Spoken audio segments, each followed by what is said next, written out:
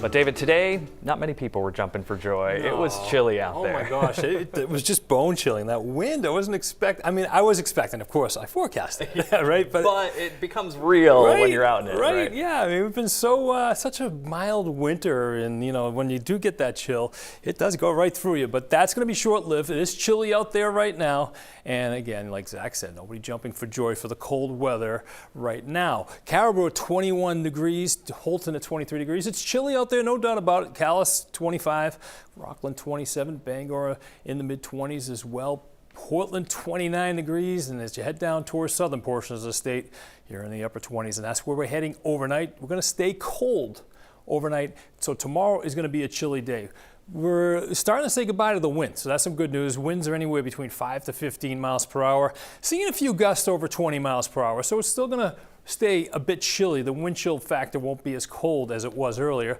Still a couple of snowflakes holding on to northern portions of the state. Hey, winter's still continuing there, but the rest of the state is mostly clear, and we'll see those temperatures dropping. That's going to help once those winds subside, drop some temperatures down even lower than they are right now. So warm front stretched out across much of the Midwest.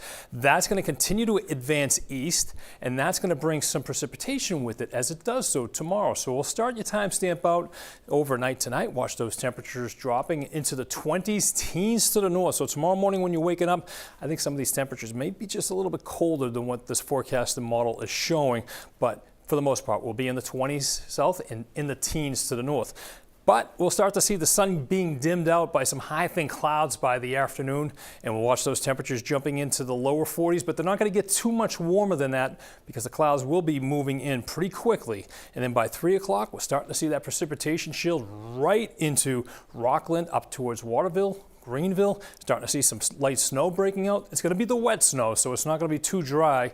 But I do think most of this is going to fall as snow at the onset. Down towards Portland, maybe down York County, Wells, Ogunquit, you may have some mixing going on. But other than that, I think for the most part, it's going to be snow. But it really won't stick that much. But once the sun does set after 7 o'clock, that's when we'll see some precipitation sticking a little bit, especially on the non-asphalt surfaces and to the north and towards the west, the foothills, the mountains. That's where we're expecting couple of inches of snow moving in.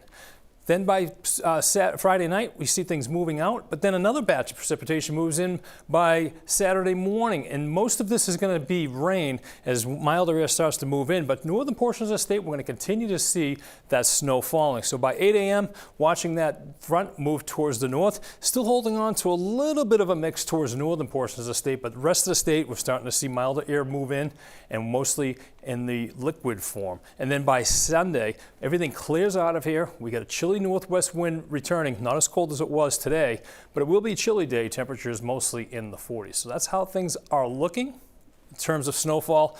Maybe a coating down towards Portland, maybe the northern suburbs, but a half inch maybe on some of the non-asphalt surfaces, an inch or two maybe across some of the higher elevations. Just kind of tough to say right now.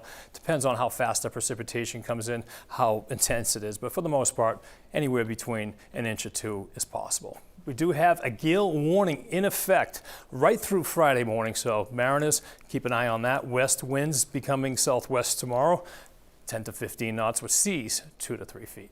Here's your 7-day forecast, and we're going to get right into that weekend with that chilly air, and then that's replaced by some milder temperatures on Saturday, but we're not really going to be enjoying it because it's going to be rainy and breezy, and then Sunday's pretty cool, temperatures in the 40s, and then we start to see those temperatures creeping up next week, and by the end of the week, Thursday, could be kissing 60 degrees.